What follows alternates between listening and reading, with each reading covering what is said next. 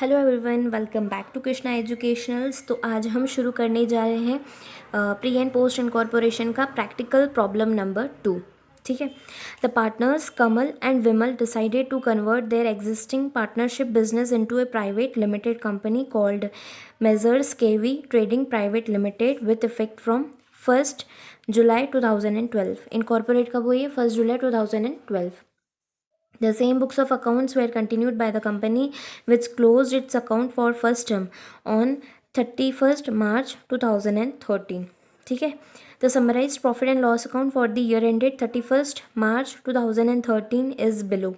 तो profit and loss account आपको दिया गया है। टर्नओवर है, interest on investments revenue side पर और एक्सपेंसेस साइड पर, cost of goods sold, advertisement, sales commission, salary, managing directors remuneration, interest on debentures, rent, bad debts, underwriting commission, audit fees, loss on sale of investment, depreciation.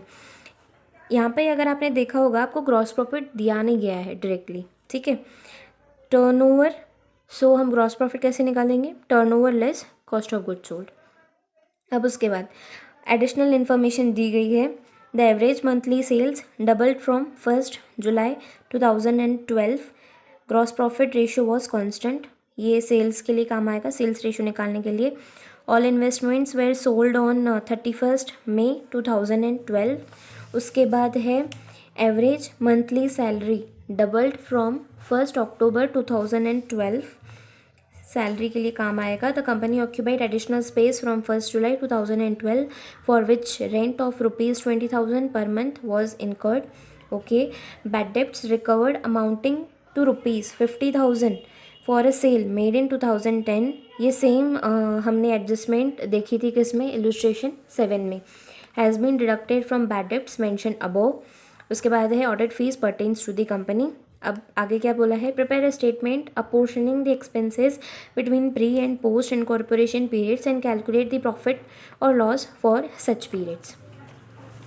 तो पहले हम statement बना लेते हैं और उसके बाद हम वर्किंग नोट्स बनाएंगे जिसमें हम कैलकुलेट करेंगे पहले time ratio and sales ratio. ठीक है।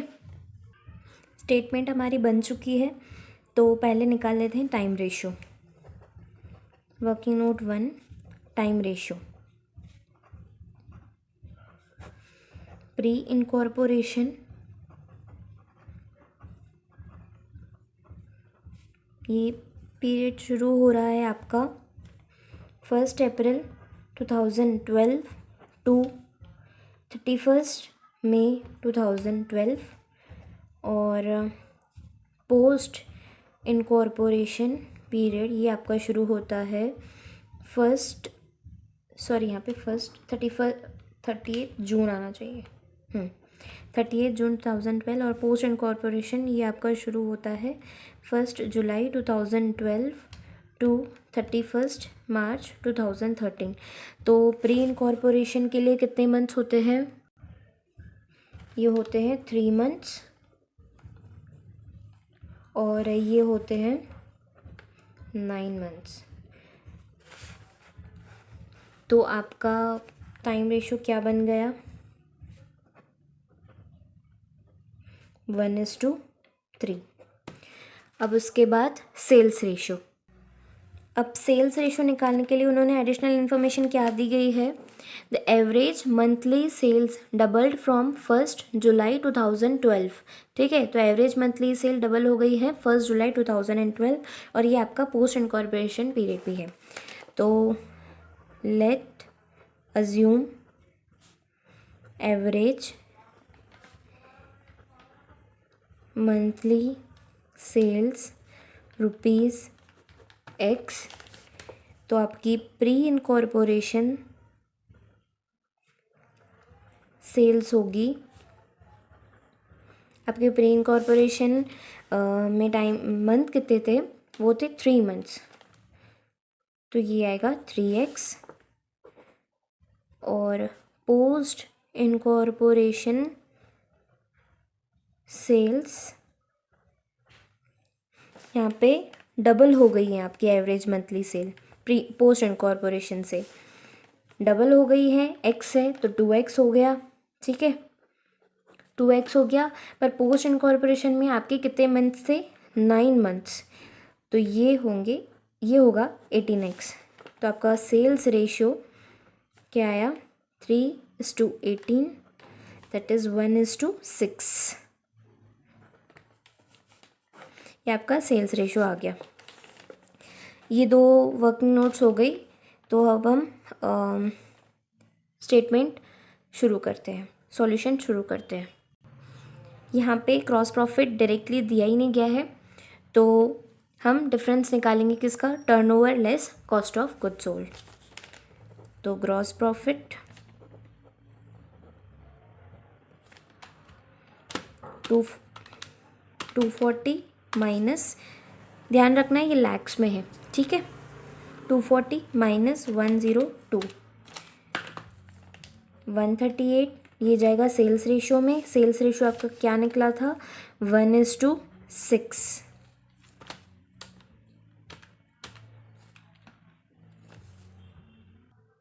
यहाँ पर 2 डेसिमल्स तक लिया गया है, तो हम भी 2 डेसिमल्स लेंगे। ये था 19.71 इंटू 6, ये आया 118.2। ये इन दोनों की टोटल मैच होनी चाहिए 138 से, तो यहाँ पर मैं इसको कर रही हूँ 19.70, जैसे ये टोटल मैच हो सके। उसके बाद है interest on investment revenue side पर, तो इंटरेस्ट ऑन इन्वेस्टमेंट्स, अब क्या बोला गया था यहाँ पर, additional information, all investments were sold on 31 May 2012। ये है प्री इनकॉर्पोरेशन पीरियड, तो जो भी आपका इंटरेस्ट ऑन इन्वेस्टमेंट्स है वो जाएगा डायरेक्टली प्री इनकॉर्पोरेशन पीरियड में। 6 प्री 6, ठीक है। अब कुछ दिख नहीं रहा है फ़िलहाल तो रेवेन्यू साइड पर, तो अब हम जाएंगे एक्सपेंसेस पर। एडवर्टीज़मेंट,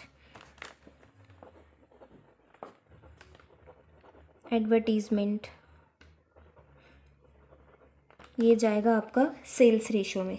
सेल्स रेशियो क्या था आपका, 1:6।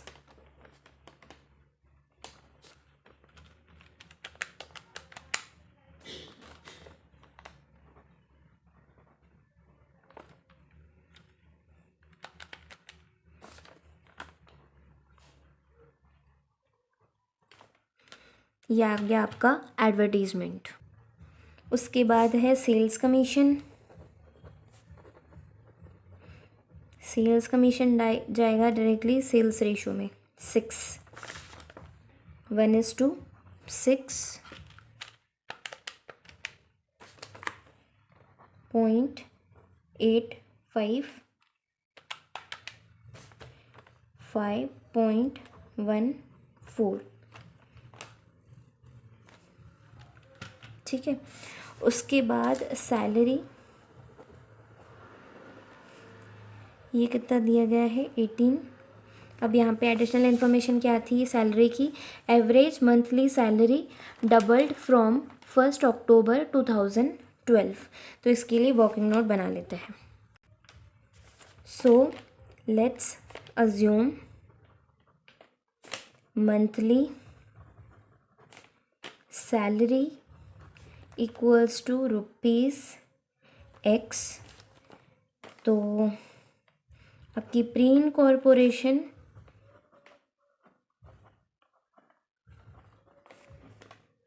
कितनी आएगी, प्री इनकॉर्पोरेशन की सैलरी कितनी आएगी, डबल कहाँ से हुई है, 1 अक्टूबर 2012, ये पोस्ट इनकॉर्पोरेशन पीरियड है।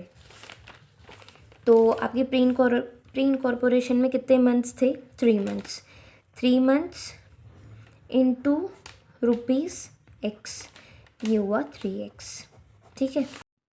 तो आपका पोस्ट इनकॉर्पोरेशन के लिए सैलरी कितनी आएगी, पोस्ट इनकॉर्पोरेशन, अब आपका पोस्ट इनकॉर्पोरेशन पीरियड कब से शुरू होता है, 1 जुलाई 2012। तो जुलाई, अगस्त, सितंबर, 3 मंथ्स इंटू ₹X, प्लस अक्टूबर से आपकी सैलरी डबल हो गई है, तो आपका पोस्ट इनकॉर्पोरेशन के लिए टोटल मंथ्स कितने थे? 9 मंथ्स, जिसमें से 3 मंथ्स के लिए ₹X जितनी सैलरी आएगी, और बाकी के जो 6 मंथ्स होंगे उनके लिए सैलरी होगी डबल। 6 मंथ्स इंटू ₹X 2 से मल्टीप्लाई कर लेंगे, तो निकाल लीजिए ये 3X प्लस ये आएगा 8X, ओ सॉरी 12X, ये आएगा 12X, ये हुआ 15X। तो अब इसके लिए रेशियो क्या आएगा? हमारे प्री इनकॉर्पोरेशन सैलरी कितनी थी? 3X और पोस्ट इनकॉर्पोरेशन 15X, तो रेशियो कितना आया? 1:5। तो अब लिख लेते हैं ये सैलरी। ये हुआ वर्किंग नोट 3 1:5, ये आया 3:15। उसके बाद है मैनेजिंग डायरेक्टर्स रेम्यूनरेशन।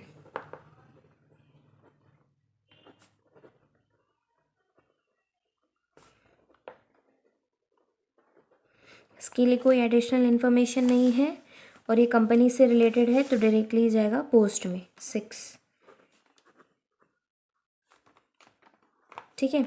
उसके बाद है इंटरेस्ट ऑन डिबेंचर्स, ये भी कंपनी से रिलेटेड है, तो डायरेक्टली जाएगा पोस्ट में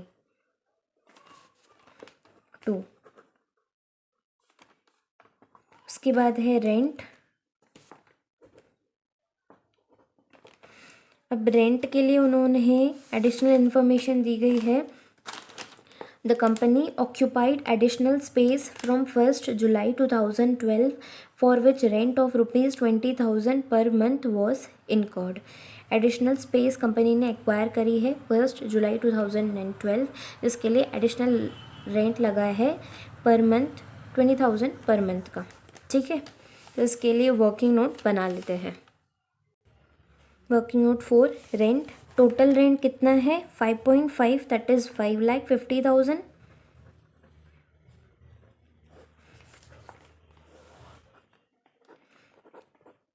प्री एंड पोस्ट। अब उन्होंने क्या बोला है? 1 जुलाई से उन्होंने एडिशनल स्पेस एक्वायर करी है, जिसके लिए रेंट कितना लगा है? 20,000 पर मंथ। तो एडिशनल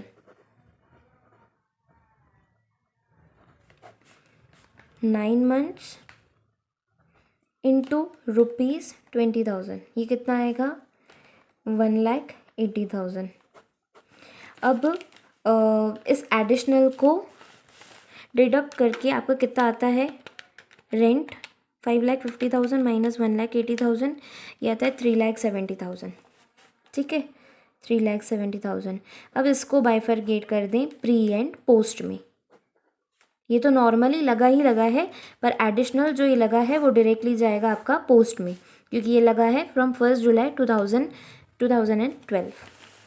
सो 3,70,000 आपको ये टाइम रेशो में बांटना पड़ेगा, जो है 1:3।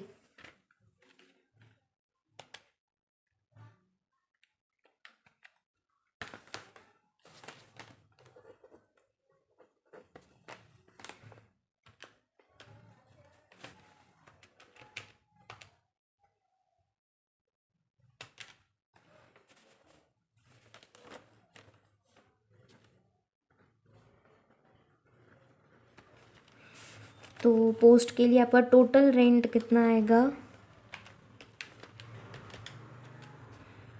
4,575।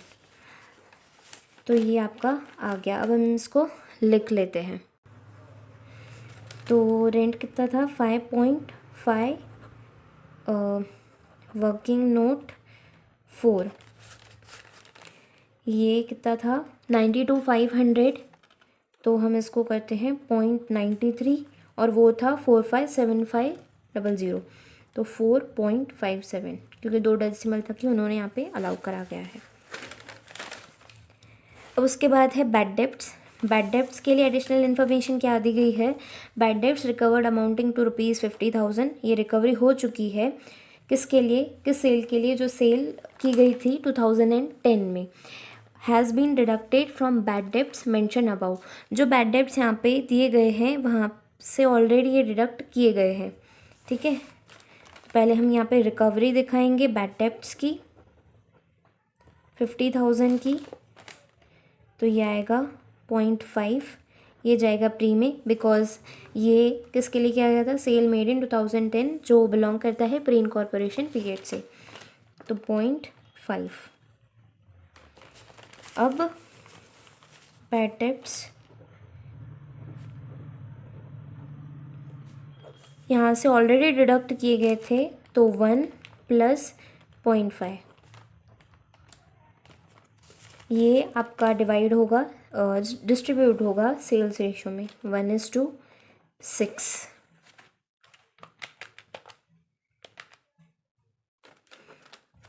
0.21,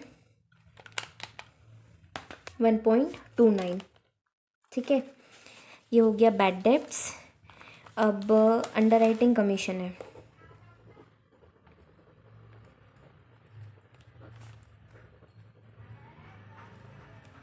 ये कितना दिया गया है 2, ये कंपनी से रिलेटेड है तो डायरेक्टली जाएगा पोस्ट में। उसके बाद है ऑडिट फीस, ये कितना दिया गया है 2। अब इसके लिए क्या दिया गया था, audit fees pertains to the company, तो डायरेक्टली ये जाएगा पोस्ट में 2। Loss on sale of investment, already हमने देखा कि इन्वेस्टमेंट्स सेल हो चुकी थी 31 मई 2012 जो प्री इनकॉर्पोरेशन पीरियड है, तो देयरफॉर ये लॉस भी जाएगा प्री इनकॉर्पोरेशन पीरियड में 1। उसके बाद है डिप्रिसिएशन, इसके लिए कोई एडिशनल इन्फॉर्मेशन नहीं दी गई है, तो इसको डायरेक्टली हम बांट देंगे टाइम रेशो में 4, 1:3, 1, 3। हमारे सारे आइटम्स, सारे पर्टिकुलर्स हो चुके हैं। अब इसके निकाल लेते हैं टोटल और देख लेते हैं बैलेंस जो जाएगा कैपिटल रिजर्व में, एंड प्रॉफिट एंड लॉस जो जाएगा आपका प्रॉफिट एंड लॉस अकाउंट में। तो हमारा कैपिटल रिजर्व आ चुका है 18.77 एंड प्रॉफिट जो जाएगा प्रॉफिट एंड लॉस अकाउंट में वो आ चुका है 74.71। तो हमारा प्रॉब्लम यही होता है ख़त्म। अगर ये वीडियो आपको पसंद आया है तो प्लीज़ इसे लाइक, शेयर और सब्सक्राइब करना ना भूलें। ठीक है, तो मिलती हूँ आपको नेक्स्ट वीडियो में, तब तक के लिए bye bye and happy learning.